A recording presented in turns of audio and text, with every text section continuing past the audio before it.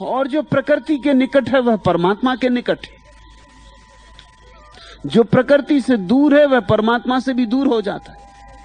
अगर आधुनिक मनुष्य परमात्मा से दूर पड़ रहा है, रोज रोज दूर पड़ रहा है, तो उसका कारण यह नहीं है कि नास्तिकता बढ़ गई।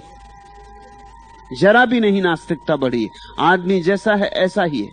पहले भी नास्तिक हुए और ऐसे नास्तिक हुए हैं कि उनकी नास्तिकता के ऊपर और कुछ जोड़ा नहीं जा सकता।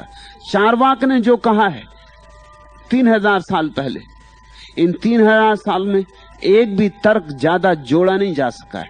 चार्वाक सब कह ही गया जो ईश्वर के खिलाफ कहा जा सकता है। न तो दिदरों ने कुछ जोड़ा है, न मार्क्स ने कुछ जोड़ा है, न माओ ने कुछ जोड़ा है। चार्वाक तो दे गया नास्तिकता का पूरा शास्त्र, उसमें कुछ जोड़ने का उपाय नहीं। या यूनान में एपिकुरस दे गया है नास्तिकता का पूरा शास्त्र। सदियां बीत गई, एक नया तर्क नहीं जोड़ा जा सका है। यह सदी कुछ नास्तिक हो गई ऐसा नहीं है। फिर क्या हो गया है? एक और ही बात हो गई जो हमारी नजर में नहीं आ रही। प्रकृति और मनुष्य के बीच संबंध टूट गया है। आज आदमी की बनाई हुई चीजों से घिरा है। परमात्मा की याद भी आए तो कैसे आए? हजारों हजारों मील तक फैले हुए सीमेंट के राजपथ, जिन पर घास भी नहीं उगती, आकाश को छूते हुए सीमेंट के गगनचुंबी महल, लोहा और सीमेंट, उसमें आदमी घिरा है। उसमें फूल नहीं खिलते। और आदमी जो भी बनाता है उसमें कुछ भी विकसित नहीं होता। वो जैसा है वैसे ही का वैसा होता है। आदमी जो बनाता है वो मुर्दा होता है। और जब हम मुर्दे से गिर जाएंगे तो हमें जीवन की याद कैसे आए? महीनों बीत जाते हैं न्यूयॉर्क या बंबई में रहने वाले लोगों को कि सूरज के दर्शन नहीं होते। फुर्सत कहां है? भागदौड़ इतनी है, जमीन से आंख हटाने का अवसर कहां है? अगर ऐसे आकाश की तरफ देख के चलो बंबई की सड़कों पर तो घर नहीं लौटोगे, अस्पताल में पाए जाओगे। रास्ता पार करना है, भागती कारों की दौड़ है,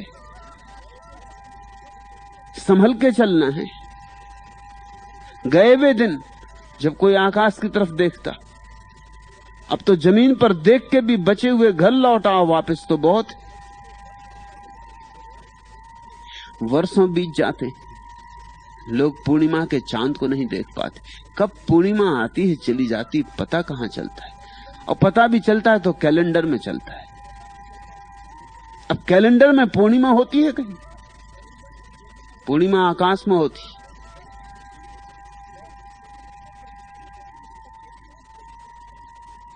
लोग चांद को पहचानते भी हैं तो फिल्मों में देख के पहचानते हैं कि अरे चांद।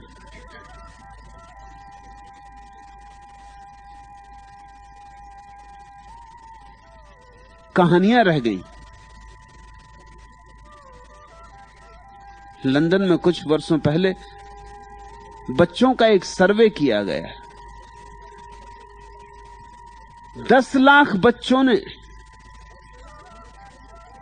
अजीब बात कही कि उन्होंने गाय बैल नहीं देखे। लंदन में कहां गाय बैल? मगर अभागा है वह आदमी जिसने गाय की आंखों में नहीं झांका, क्योंकि उन आंखों में अब भी एक शाश्वतता है, एक सरलता है, एक गहराई है जो आदमी की आंखों ने खो दी।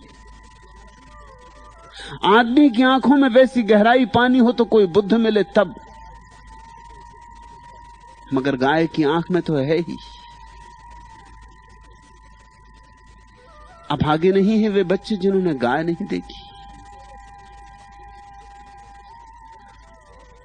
अभागे हैं वे बच्चे जिन्होंने खेत नहीं देखे। लंदन के बहुत से बच्चों ने, लाखों बच्चों ने बताया कि उन्होंने अभी तक खेत नहीं देखे।